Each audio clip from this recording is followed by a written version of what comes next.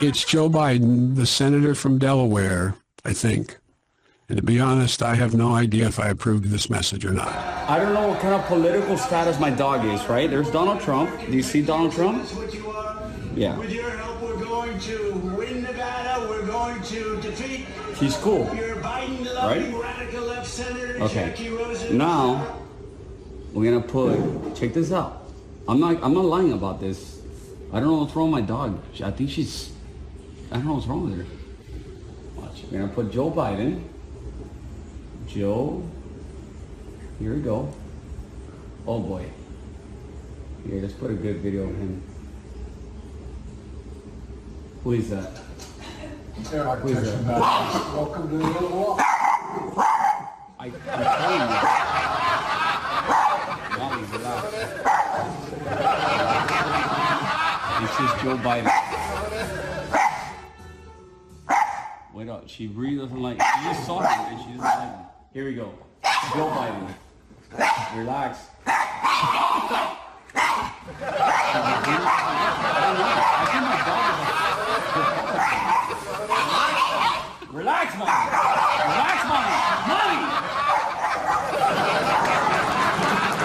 Well, that's disappointing considering my dogs are always so well behaved. And live from Times Square, it's That Kevin Show. Somewhere in the bowels of the city that never sleeps Kevin McCullough, radio host with Salem Media, is a man also not sleeping. Syndicated radio talk show host Kevin McCullough. And that guy would like a word with you. Many of you know him as Hoaxstradamus. Of course that Kevin show is going to be great. The only thing that could be greater, of course, would be That Donald show. But we don't have that, so we have That Kevin show. Featuring the music of Dick Tunney and the Dream in Color Orchestra. And tonight, what to make of the dumpster fire that is 2024? Governor Mike Huckabee. Why are they coming for your kids, Jenny Gentiles? Sketch comedy tonight from Hillary 2016 and the Babylon Bee. Feeding children who starve Paul Jacobs, an energy that's good for us from Ed Kovalik. Plus new music from a new music newbie, Tim McGraw in the spotlight. And now, a man who works for a channel who did not find it necessary to use a green screen to provide live coverage. Here's the...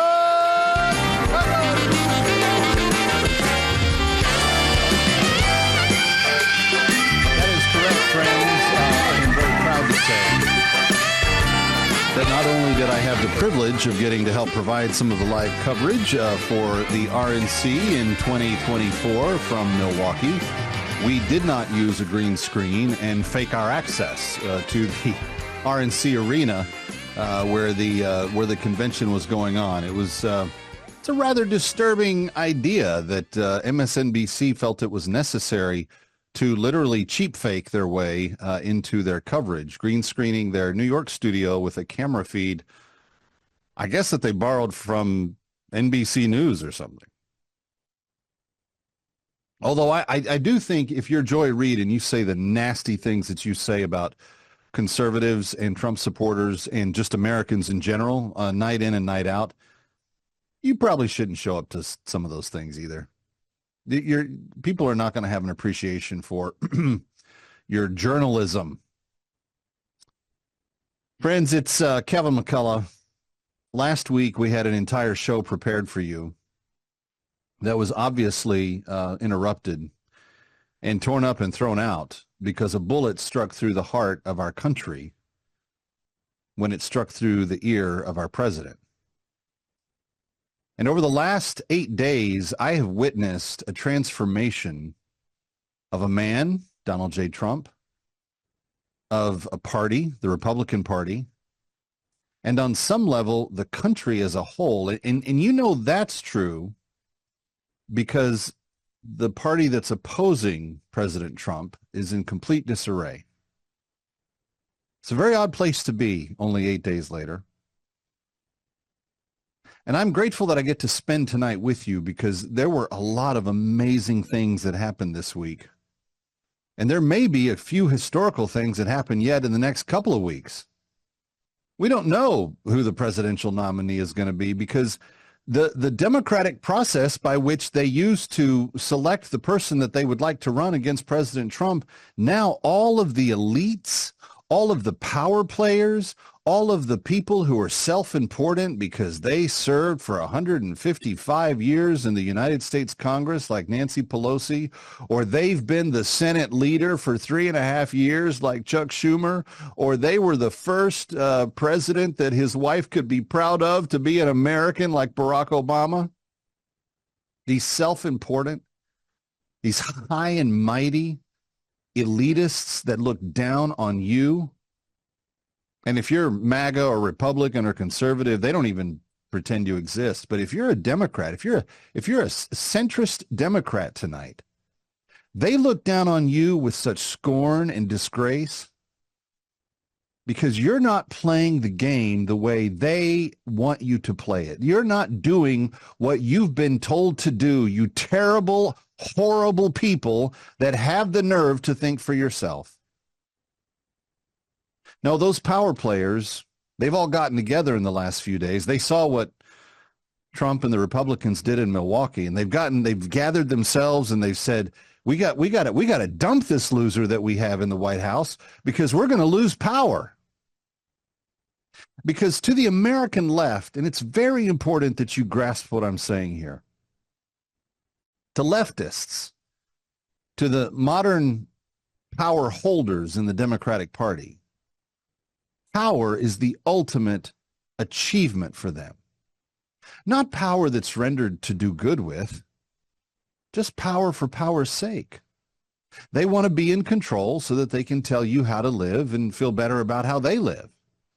They want you to have an abortion because they've had abortions and they've killed children, so they want other people to feel guilty and horrible, so they want other people to kill children.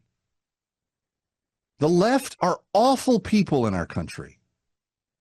And because Donald Trump has run an amazing convention in the last week, where if you're in the middle of the country, you don't feel alienated by what he talked about. You feel welcomed. You feel open-minded about maybe thinking about how it's okay for your neighborhood to have security and not have homeless illegal immigrants running around committing crimes, kidnapping 12-year-old girls, raping them, and then dismembering them under bridges in your city. See, if you think that way, then you're of no use to the people that have the power in the Democratic Party that want you to just achieve their agenda so that they can keep having their lifestyle. And they will use an old man who's diminished in his capacity.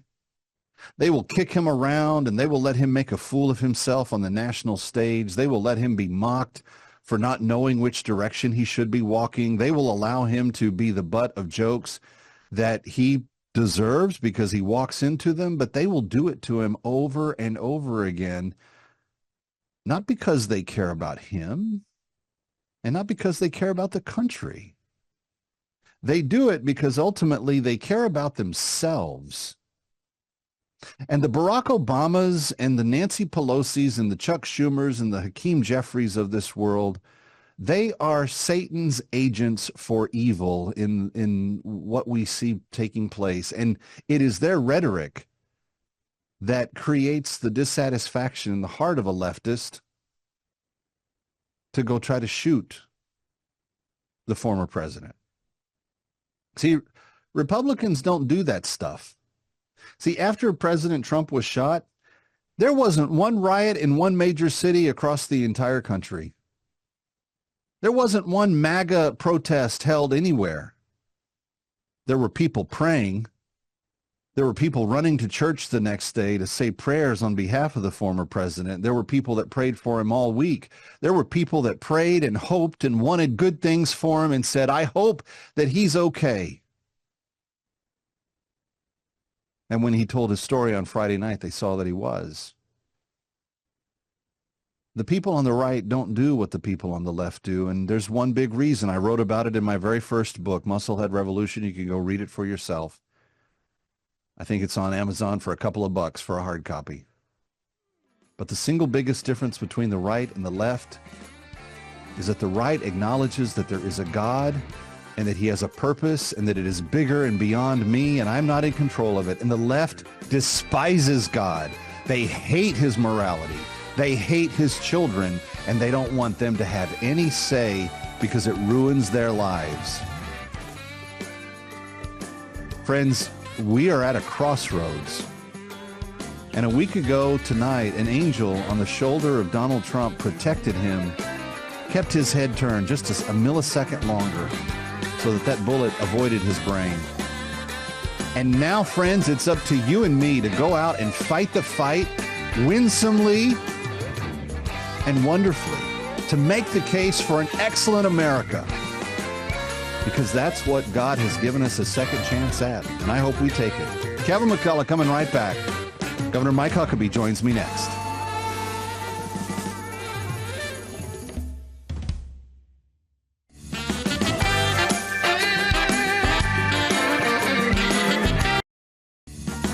From New York, it's That Kevin Show. See, I knew it. Come on, Kev. What's a few classified documents between friends? I told you all the time. I knew it. I knew he had some too. Here he is. That Kevin McCullough.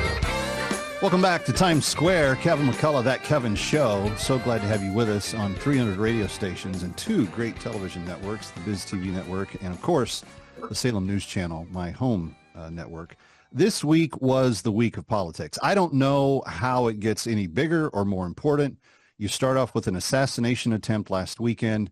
You go through what has to be, by every measure of every person I've spoken with, an historic convention. And you end with the week in possibly opposite-ended spectrums from where the parties were just a few weeks ago, with one in complete disarray, and it seems the other is completely united. I am excited to have my next conversation with someone who is no stranger to this world of politics. In fact, he has been in the throes of a presidential race on more than one occasion, and he's knocked elbows against Donald Trump a time or two, but he has since become a huge supporter, and his daughter not only has followed in his steps, becoming governor of the state that they both stem from, but she also had the privilege to serve President 45 in a capacity that was very public and very hard. And yes, she was a highlight of this last week. I don't know if it gets any bigger than this, but welcome to That Kevin Show. And please welcome Governor Mike Huckabee.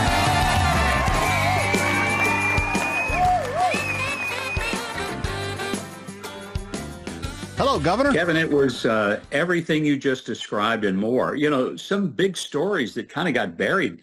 The Florida case against Trump and the Mar-a-Lago papers, totally thrown out. Nobody's paying attention to that. It's a big story, but who can put that up against what happened with the assassination attempt, Joe Biden's complete collapse with his own party, and almost a pitch-perfect Republican convention, maybe the best I've seen in my lifetime. It was just flawless. I'm not sure who to give credit to for the planning and the execution of the program, but they really did a masterful job of making the themes of the convention communicate very clearly and bring in a wide array of people. Yeah. Kevin, let me just quickly say, one of the people that, there were several that really surprised me, a couple, both on the same night, Amber Rose, and when I heard she was going to speak, I'm thinking to myself, really? I'm not sure about that one. Yet she wowed me with such a sincere, heartfelt message of support for Donald Trump. And then the president of the Teamsters Union. Well, Governor, she went further than that. She apologized for having drunk the Kool-Aid that she had been peddled for all those years. And I thought that on opening night was stunning. I did too. I just thought it was masterful. And the union president from the Teamsters, historic, and that no Teamsters president, no union president had ever addressed a Republican convention. And he was honest. He didn't try to pretend, hey, I'm now a flag-waving Republican. He just said that Donald Trump is someone who gets union members' support because he cares about us and the Democrats don't. That was a bold thing for him to do. Throughout the convention, though, it was a great balance of people from all over the political spectrum. Again, I just say it was pitch perfect. Yeah. No, I've actually spoken to several center-left Democrats, and I'm not worried about hard-left Democrats because they don't have very many numbers. But the center-left Democrats are the ones that are really up for play right now in terms of winning their hearts. And almost to a person, they said that there were moments in which they felt moved to almost cry or to think differently about some of the things that they had been pondering relating to this year's election. And I think if you're doing that on, the biggest swath of your opponent's vulnerable territory, you really are in good shape. And it looks like, Governor, the polls are starting to reflect not just the maybe sympathy from the assassination attempt, but also some of the impact from this week, as now Emerson is reporting all 7 major swing states with definitive leads for Trump, and CBS, your real conservative, super right-wing, hardcore outlet on the far right, CBS, they now have Trump leading outside the margin of error nationally, head to head. It's going to be interesting to see where all this goes. I want to stay on the convention for just a little bit because I felt like there were 2 kind of tracks going down the trail here during the week. One was obviously the policy and the everyday people segments with the border violence victims, with the Gold Star families, with the parents of the hostages that are still being held. They made the case, but they made it in prime time. And I know who to thank. Kimberly Guilfoyle was the platform head. She put it all together and kind of built the crescendo as it went by. But they put those stories that I feel like, despite Kid Rock and Hulk Hogan and whoever else they had, those were fun. And that added to the celebration of the moment. And I think it's okay for Republicans to have fun every now and then and to act like we have fun. But I think the interesting thing about the everyday people segments being in prime time is that those connected emotionally with the audiences that were watching. You could feel that the nation was being presented with sometimes facts that they hadn't been presented anywhere else, and you could feel the sobriety of those moments. You certainly could. There were a couple that stand out for me. Well, many of them, I guess, do if I start thinking about it, but maybe I was paying more attention Tuesday night because it was the night Sarah spoke. But the African-American lady from New York, who spoke with such passion about crime and safety, it was absolutely powerful. I mean, I'm thinking if she'd have passed a plate, they would have had enough money to win every election in America because it was just such an extraordinary speech. But the one that got to, I think, every American was the woman, Mrs. Fundler, who talked about her son being poisoned by fentanyl. And when they would pan to the crowd, there was not a single person, especially the women, that were not weeping because every mother in that arena were connecting with her in a way that was visceral. This was not just, the head nod of, yeah. This was a woman who was connecting to people with heart. And I'm thinking, for all those concerns that the Republicans can't reach suburban women and they don't have a message for women, I'm thinking, yeah, they do.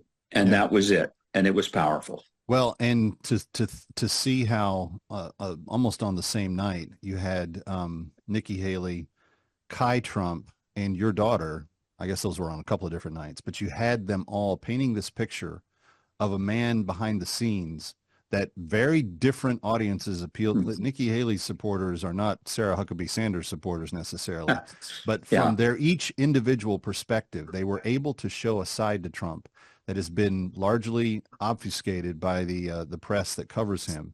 And the theme that just kept coming out over and over again was the kindness that this man has in his heart. And I think even in his own speech, which, let's face it, had the attempt on his life not happened the Saturday before, that Friday night closing speech might have been very different. But you sensed a brokenness and a humility and a humbleness that I think appeals across the spectrum. I think coming within half an inch of being murdered does a lot to cause a person to enter life with a different level of sobriety. And I don't mean sobriety as opposed to drunkenness. I'm talking about sobriety in terms of counting every day as a gift from God and recognizing not only how precious life is, but realizing God spared me. He's Governor Mike Huckabee. I'm Kevin McCullough. It's the closing out of the week of the Republican National Convention. We're glad to have you with us. Stick around for more of That Kevin. Next, That Kevin Show with Kevin McCullough.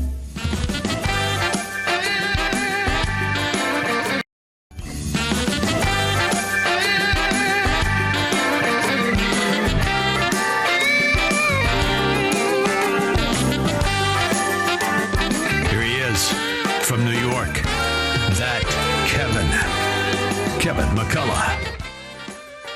All right, you might see him on TBN every weekend. Huckabee Today, of course, is every night. I got to stop saying that. It's every night now across TBN you get to see him. And if you check him out on the weekends at 8 p.m., then when his show goes off, flip over to the Salem News Channel and come join me for That Kevin Show. You have both apps on your Apple TV there. Just go back and forth between the two. Governor, you and I have been friends a very long time, and we tend to see the world in kind of simpatico. We have appreciation and love for God for what he's done in our own lives. We are quick to say that, like Donald Trump said last night, that but for the grace of God, our lives would be very different. I want to talk about the impact of this moment and time and season and kind of the godness of it, and what is, by contrast, happening in the Democratic Party. They're going to insist, by the way, that abortion is the issue.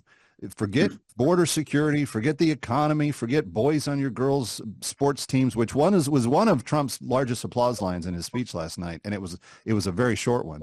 But they're going to push baby killing. They're going to push dependency on government. They're going to push all kinds of an agenda that puts America somewhere further back in the line than first. And now they don't even know who they're going to run against President Trump. And I don't know, if you're a Democrat, if you even want the job. How do you assess what is happening on the other side right this minute? Well, they have imploded, and it's in part because they pretended that Joe Biden was just fine. He was at the top of his game, sharpest he's ever been. They knew they were lying. 3 weeks ago, Obama and Clooney and all of them held a big $1 million fundraiser saying this is the guy. And he's just really ready for the job for another 4 years, even to the point he's 86 years old. It was all a ruse. And finally, they had to admit it. The debate was really the moment when the curtain was pulled back and the Wizard of Oz was exposed. And he's not such a wizard after all. Then George Clooney comes out and says, yeah, I hosted the fundraiser. We raised $28 million for him. But the guy got to get out. He hadn't got it. And then one after another, the Democrats began to cave on Biden. But he ain't going nowhere. I mean, he might by the time maybe we get to Monday. For somebody, he may. So a technical question for somebody who ran in presidential races. They've raised 200 and something million for the Biden-Harris ticket, and there's 4,000 delegates assigned to Biden that he's won. They could have had an open primary. They could have run people. They could have had debates. They could have done it completely differently, but they chose to circle the wagons. And for the party that's accusing Donald Trump of trying to shut down democracy, they practiced as little democracy as they could in their primary process. It's my understanding. It's my understanding, and Hugh Hewitt was talking about this, that there's two problems. There's the perception politically of all the people that have already supported him, but there's also the legal aspect of ballot access, but also use of the money and the delegates. And to my understanding, only Kamala has access to either the money or the delegates. Are they stuck with her if he goes away? They are, unless they do something that would really tick off those delegates, and that's throw her off the ballot and say, we're just going to start all over again.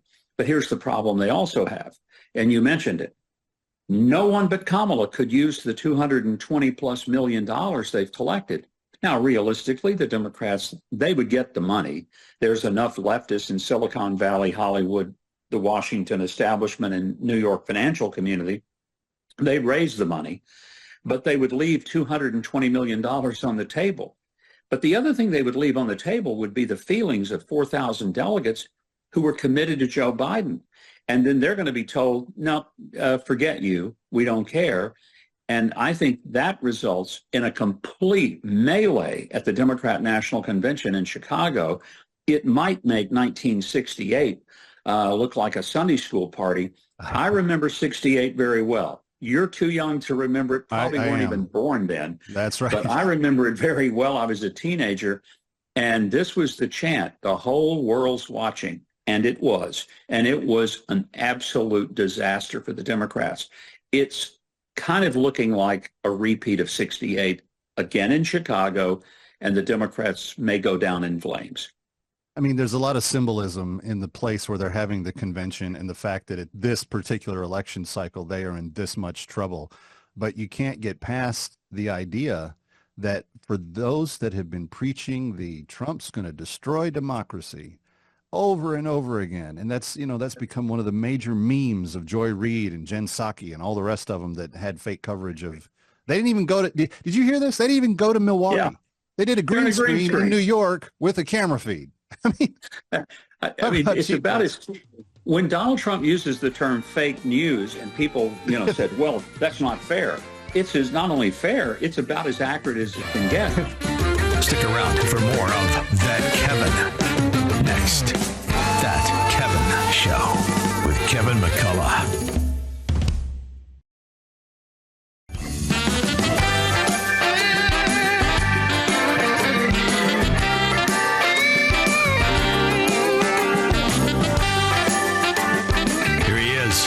From New York, That Kevin McCullough. Welcome back to Times Square. Kevin McCullough, always glad to have you with us and always thankful for those of you that help us change the world around us. It's one of the reasons why I set aside part of my platform just specifically for this. I'm grateful that God lets me speak to the people that I get to speak to on a weekly basis in terms of social media and broadcast and stream and all the rest of it. But I want to use this platform to honor him and the people that he loves as well. And Paul Jacobs is back with us from Food for the Poor. And Paul, the scripture is pretty clear, and there's probably many people watching and listening tonight that are not what they would consider biblical believers. But you just need to know, friend, if that is one of you, that the scripture is very clear that God takes very seriously how we deal with children who are poor and who are hungry. And that is one of the reasons why we've committed to, in these hot summer months, say, hey, what can we do to help alleviate the pain with some of these children that are starving to death in Haiti? And Paul Jacobs, it's a timely situation because it's really, really bad where these kids are right now.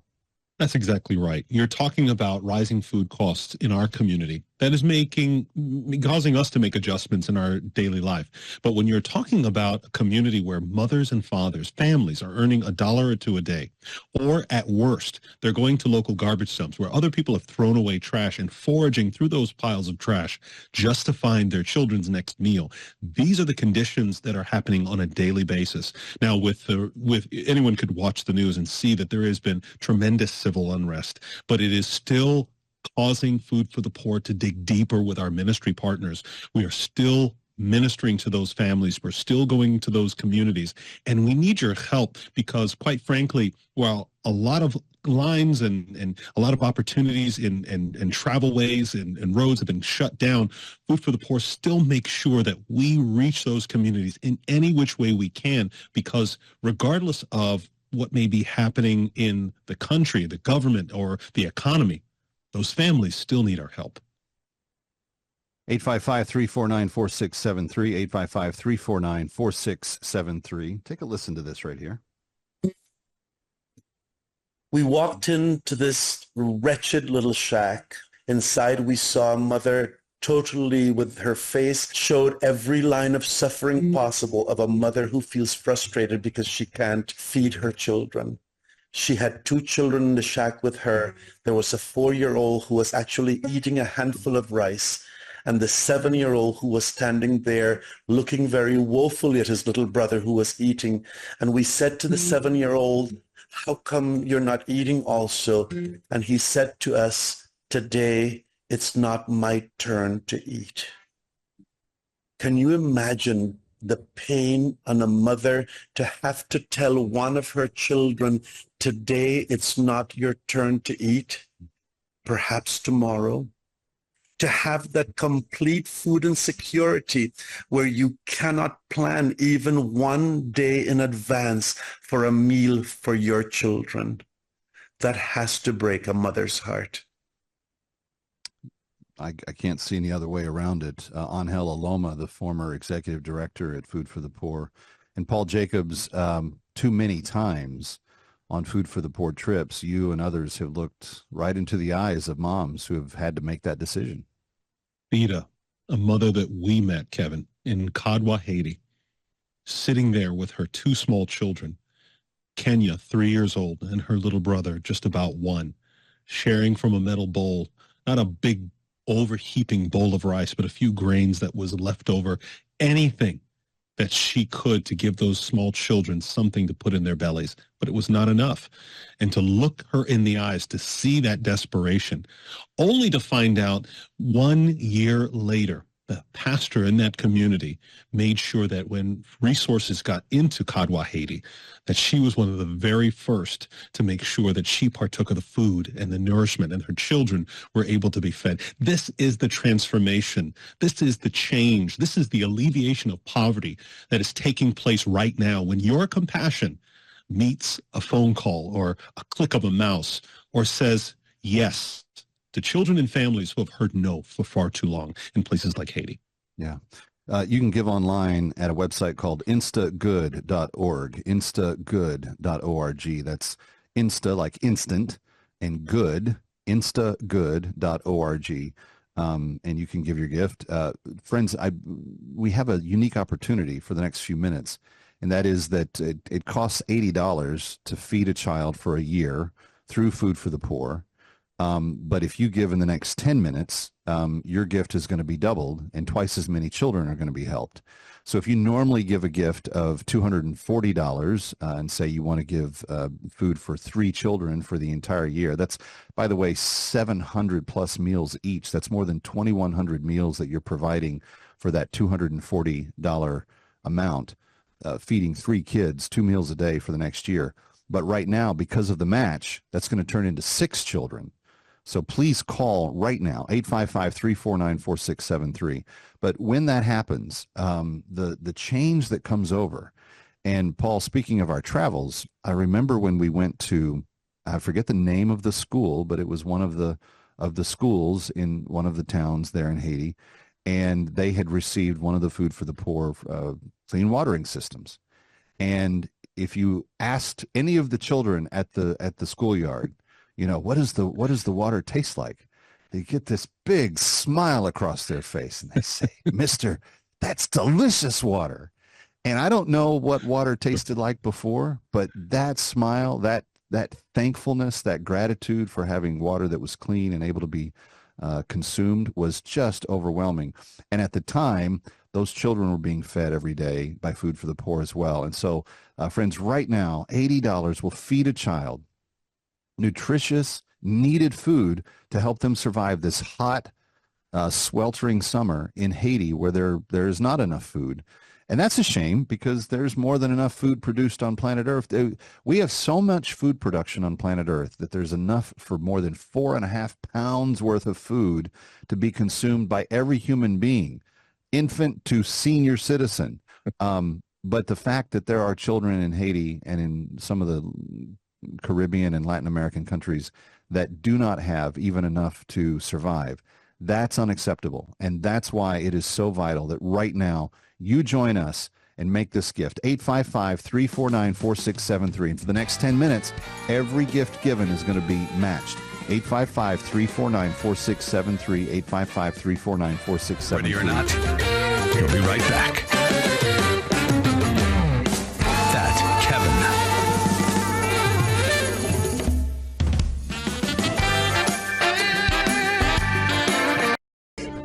But there's a phone in the White House and it's ringing. Something's happening in the world. Your vote will decide who answers that call. Whether it's someone who already knows the world's leaders, knows the military, someone tested and ready to lead in a dangerous world. It's 3 a.m. and your children are safe and asleep. Who do you want answering the phone? I'm Joe Biden, the senator from Delaware, and I do not approve this message. Well, anyway, live from Times Square, it's That Kevin Show. Somewhere in the bowels of the city that never sleeps Kevin McCullough, radio host with Salem Media, is a man also not sleeping. Syndicated radio talk show host Kevin McCullough. And that guy would like a word with you. Many of you know him from as Nostradamus. Of course that Kevin show is going to be great. The only thing that could be greater, of course, would be That Donald Show. But we don't have that, so we have That Kevin Show. Featuring the music of Dick Tunney and the Dream in Color Orchestra. And tonight, what to make of the dumpster fire that is the 2024 election? Why are they coming for your kids? Jenny Gentles. Sketch comedy from Hillary 2016 and the Babylon Bee. Feeding children who starve, Paul Jacobs. Energy That's Good with Ed Kovalik. And new music newbie, Tim McGraw and Faith Hill in the spotlight. And now, from Times Square, the fancy pants himself, who invented the original Big Boy press conference, here's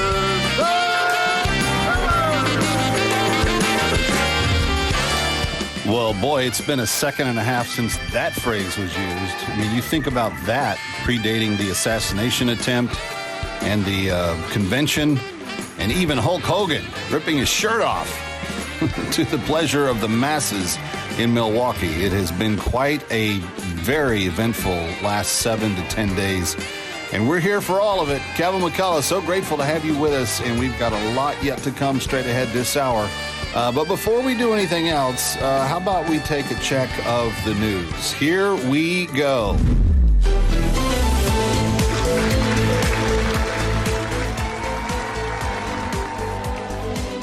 For Assignment Desk Weekend, I'm Kevin McCullough.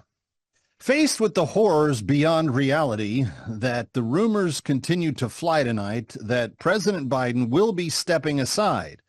This week, after waging a soft push campaign, which actually resembled more like shoving a granny off a cliff, Democratic leaders began to go public with their gentle persuasion to talk Bernie Biden out of the race. That's right, despite criticizing Trump and the GOP, claiming that they would be the, quote, end of democracy, it turns out that Chuck Schumer, Hakeem Jeffries, Nancy Pelosi, and Barack Obama all want to stick it to the 14 million voters from this year's primaries and pick someone else as the candidate. Assignment Desk Weekend would urge them to think about that last point. They claim Trump and the GOP will be the end of democracy, end quote, while they are figuring out how to prevent democracy from deciding who their candidate will be. And who's the lucky front runner? Literally a woman who was unable to flag even 1% of Democratic votes as a candidate for president. Assignment Desk Weekend says, great choice. Speaking of anti-American, undemocratic loudmouths, the witches on The View, we mean the shrews. Nope. I mean the anti-American birthing people who bleed on The View reacted strongly to President Trump's speech on Thursday night, claiming that Trump's vision of America, which include controlled borders, more prosperity, less crime, great education and standard of living, more patriotism and love of country, was, quote, an ugly vision, end quote, of what they want. In fact, Joy Behar doesn't want any of this to come to be. And Assignment Desk Weekend finds this ironic, since Joy Behar, lead shrew, seems to have zero expertise in determining what ugly is actually defined by or looks like. Either that or her last mirror broke years ago. In stories about literal fake news, it was revealed on Thursday that MSNBC provided their live coverage from the RNC convention while sitting in front of a green screen in their New York studios. In doing so, they are trying out the new slogan for MSNBC, MSNBC for coverage that's not only out of touch, but also out of state.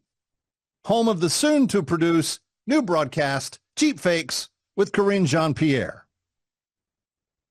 Alexandria Ocasio-Cortez pictured here, failing her sign language for drunk patron Zoom test, called bullpucky on stories that the media put out this week, reporting on the increased number of Democrats who are urging Biden out of the race.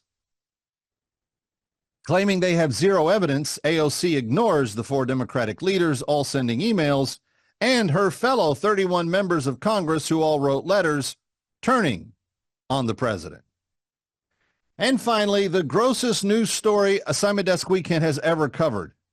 Kate Hudson and Matthew McConaughey are admitting publicly that neither of them use deodorant. Their decision to do so and announce it has nothing to do, they swear, whatsoever with their diminished invites to social gatherings and public functions. For Assignment Desk Weekend, I'm Kevin McCullough.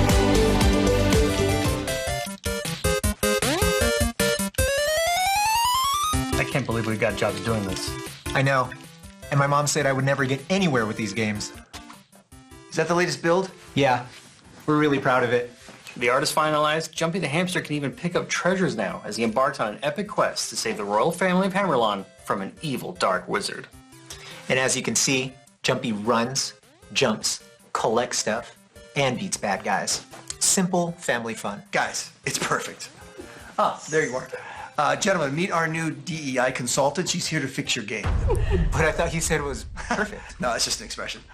Hello, everyone. I'm Leslie Perkins, she, her, and I am here to make sure your game is as diverse and culturally sensitive as possible. I guess that doesn't sound too bad. Ultra Jump Hamster Legend is incredible. I love the way your guy, he just jumps and everything. But there is just one tiny little thing. Can we make him not jump? I was wrong. He has to jump. The game is called Ultra Jump Hamster Legend because of the jumping. Well, jumping is ableist. Okay, so what if someone out there can't jump? They're playing the game, and they're thinking, this hamster can jump, and I can't, okay? Well, that doesn't make any sense. I like playing Pac-Man even though I don't take a bunch of pills all the time. Okay, bad example, but my point stands. Okay, next, instead of a hamster, let's make him a strong woman of ambiguous ethnic background. That's like an instant positive review in Kotaku. Yes. Wait, Kotaku is still in business? But again, it's called Ultra Jump Hamster Legend. Guys, look, just remember, this is going to help our game reach a wider audience. No, it won't. But it will make us feel like we're good people. It will make us feel like good people. Okay, next, I noticed that Jumpy collects treasure. That's my favorite part. This seems to promote the colonialist appropriation of artifacts from indigenous cultures. Well, I mean, the treasures are just golden slices of cheese. What if your players are lactose intolerant? Well, you don't eat the cheese in real life. He just walks over it, and it says cheesecake. Bottom line, the treasures are gone. I never should have left Sonic Team. Let's move on to the game's plot. I thought it was cute how you get your little Jumpy to run through the levels to the Wizard's Tower, but I couldn't help but notice that this game doesn't have any commentary on the plight of the trans immigrant community. Again, it's called Ultra Jump Hamster Legend because he's a hamster. Okay, was a hamster. Now he is a strong woman fighting for representation in the trans immigrant community. Okay, no, hold on, wait. I'm just spitballing here. But should we change it to a commentary on climate change? Well, we could make the climate change like a season pass where you could pay for $59.99 or something. Also, there's no gay stuff in the game. Well, it's for kids, so... Yeah, hence the gay stuff.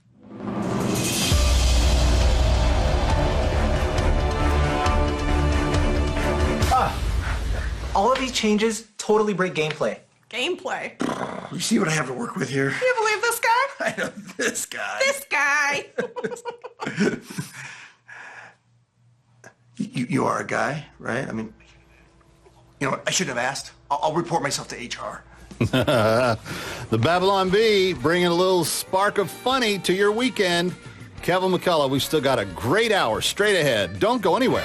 Ready or not, we'll be right back.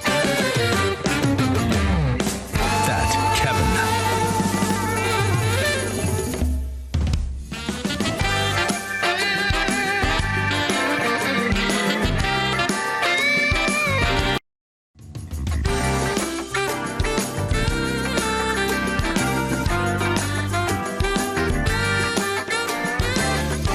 Now, back to That Kevin Show with Kevin McCullough. And welcome back to Times Square. Kevin McCullough, glad to have you with us. It's That Kevin Show. And again, another great selection from Tim McGraw and Faith Hill in tonight's Spotlight as we work our way to the final portion of the show tonight. I hope you'll stay with us. I'm very excited to welcome back Ginny Gentles from the Independent Women's Forum. I just love the Independent Women's Forum because of all the good that they are doing. They've had the Title IX bus tour out there, making great waves in places that needed to hear that message. But Ginny's focus is on, most of the time, it's on educational issues and how that's impacting you and your kids and what's happening educationally in the country. Ginny, it's good to see you again. Thanks for coming back. Oh, thanks for having me back, Kevin. Appreciate it. Let's talk a little bit. We're in convention season now. Next week, the Republicans are going to line it up in Milwaukee. A little bit after that, you got the Democrats going to tee it up in Chicago, regardless of who the nominee is coming out of it. I've told people from the beginning, the race doesn't change. You can take Biden out and stick Kamala in there or Michelle Obama or whoever you want to, but this is an Obama apparatus administration. Their approach to education is what they're going to be pursuing into a new administration if they were to win the election in November. So what we really need to understand is what's important to them, and I think they're largely informed by the NEA and the other teachers' unions. Am I wrong? You're absolutely right, Kevin. And the NEA loves Joe Biden, but they'll take Kamala Harris too. They're really careful in how they word things in their endorsement.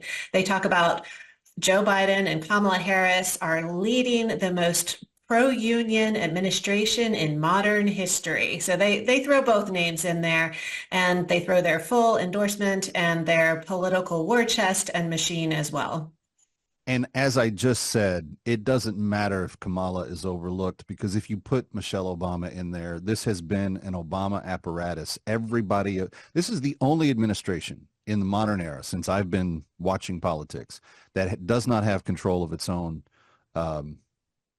top thinkers and chiefs. And that's what kind of sets this administration apart. That and a lot of bad policy, but that's a different total discussion.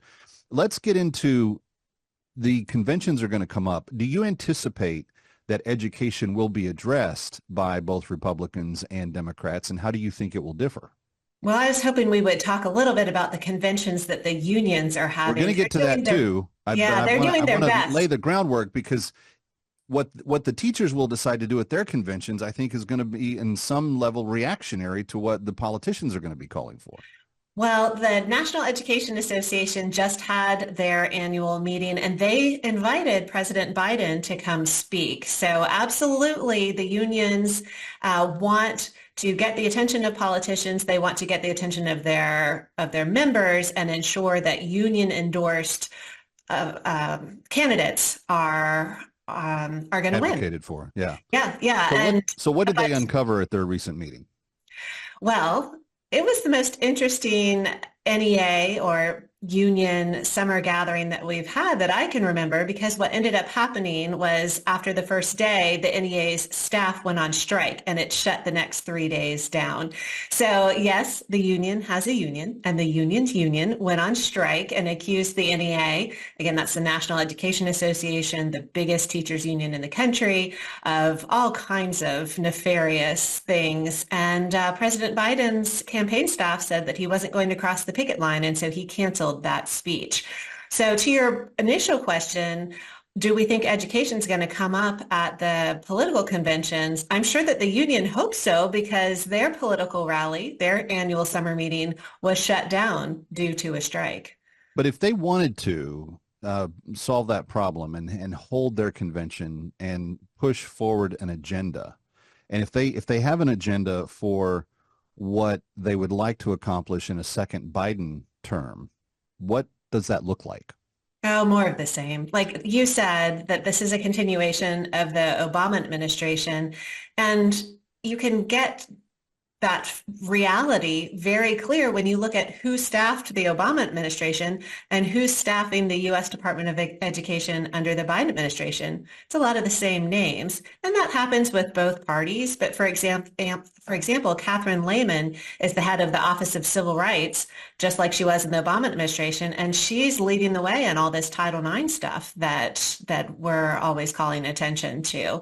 So it would be a continuation of the same very pro-left, very progressive, very radical agenda that we see now. Well, for people that are maybe uninitiated, maybe they don't have kids in school, but they're concerned about the kids of the country, what have been some of the biggest changes since the Bidens have come to power?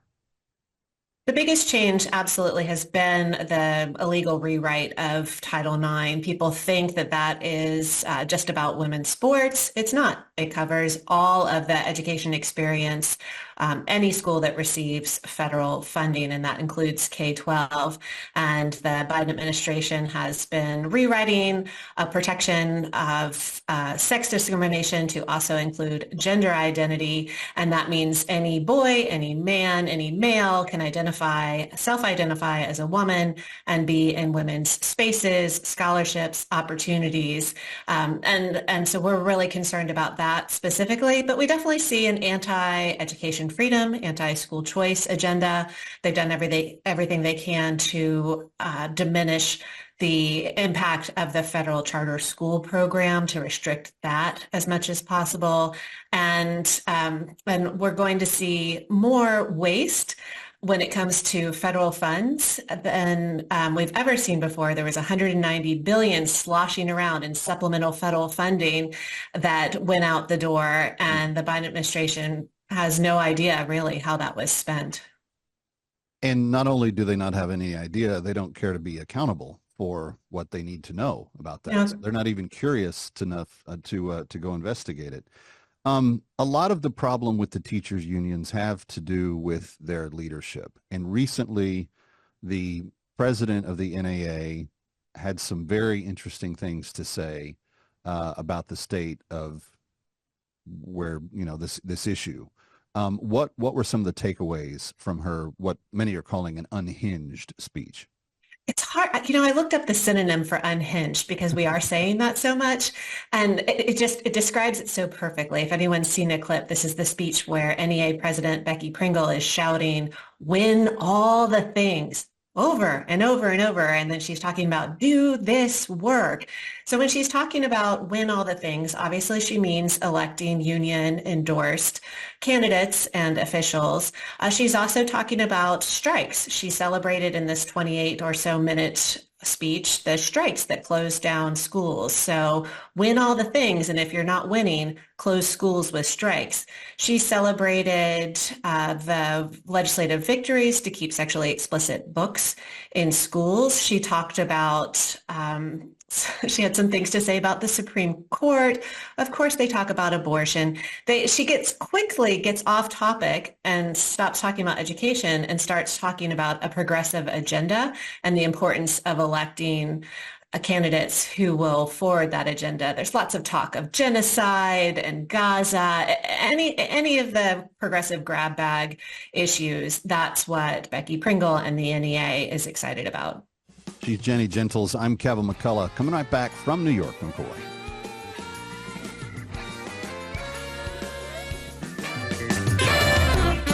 Stick around for more of That Kevin. Next, That Kevin Show with Kevin McCullough.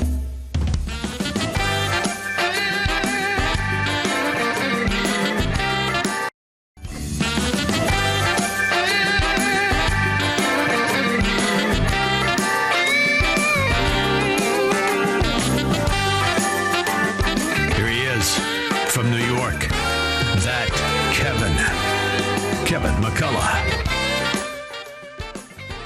And we're back. Kevin McCullough, Times Square. Glad to have you with us. And thank you to those of you that have been helping us feed those children in Haiti. We have a list of some 590 yet to go that you can help us feed for a mere gift of $80. Feed one child, 700 meals over the next year in our hemisphere's poorest population. Please go to the website called instagood.org, like do some instant good, instagood.org, or you can call 855-349-4673.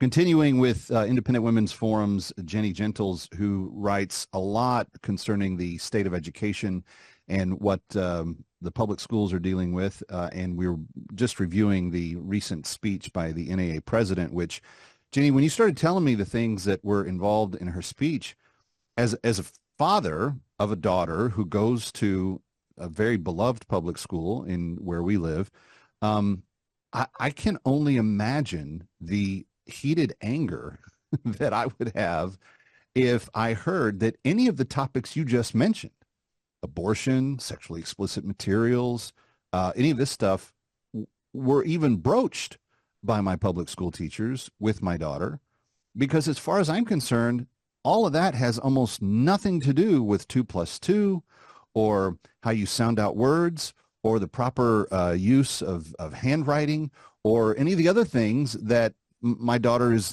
in school to learn about while she's there. And sometimes the left does us a favor. Sometimes they drop the curtain and we really do see what's going on back there. We did it during COVID, especially in the public school systems.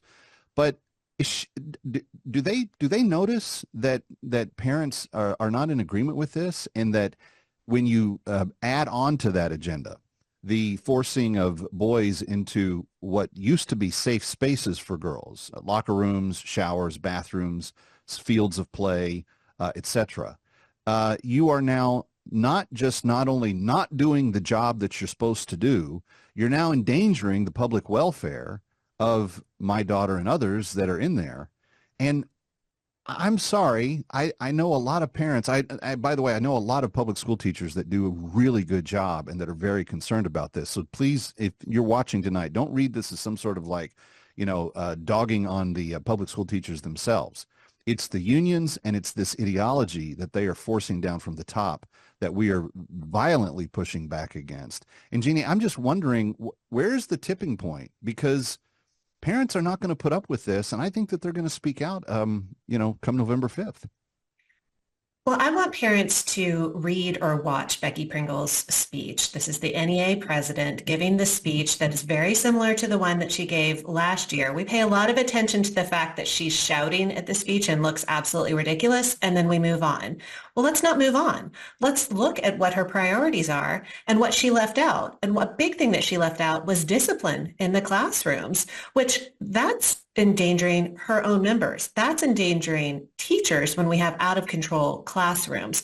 So the concerns of parents, the concerns of teachers, those are not represented by unions. And we need to make sure that we don't just pay attention to Becky's ridiculous speaking style, but we pay attention to what she cares about, what she doesn't care about. And what she cares about is power, electing union endorsed politicians who will do her bidding. What she doesn't care about is the safety of teachers and students or the education of students. There was no mention of chronic absenteeism, of prolonged and profound learning loss, concerns that parents have right now. So we really need to ensure that paychecks of teachers are not automatically deducting dues to go straight to the NEA or the AFT, and that we start minimizing the power of the union. And how does Independent Women's Forum best suggest parents go about finding those things out and getting involved if nothing's being done currently? Where do you guys suggest people turn? Well, we have a teachers union resource center, a resource page on our website. I write weekly teachers union report cards that reveal the teachers union shenanigans all around the country. It's not just the national unions. It's your local union in Ohio, in New Mexico, in West Virginia. These are examples of areas where I've written report cards. So check out our resources and then join one of our independent women's network chapters that can get involved in their community to figure out, how do we support teachers? How do we help them leave the union? How do we restore discipline in our classrooms and in our community? And how do we decrease the power of the union, which would need to happen again with dues, pull those dues, to redirect the teachers to alternative organizations that can support them, and then make sure that the school board is prioritizing the needs of parents rather than the unionized employees. So go to iwf.org, look up the resources, and start a chapter and get involved. Stick around for more of That Kevin. Next, That Kevin Show with Kevin McCullough.